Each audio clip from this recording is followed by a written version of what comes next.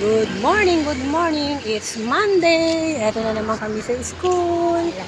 Hinatid ko si Bria sa school. May pasok na naman ang mga bata. Alika na, dali. Ganda ng sikat ng araw. Pasok. Ayaw magpa-video ni Bria. Dalaga na si Bria. Ayaw na magpa-video.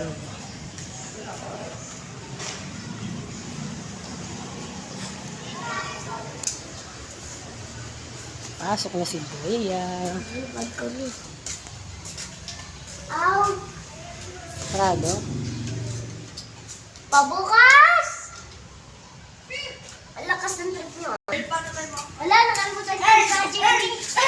Ayaw nga. Kailangan na ba ngayon yun? Deadline na. Ha? Deadline na. Sabi ni Jenny, sabi ni Jenny. Sarili ko na lang.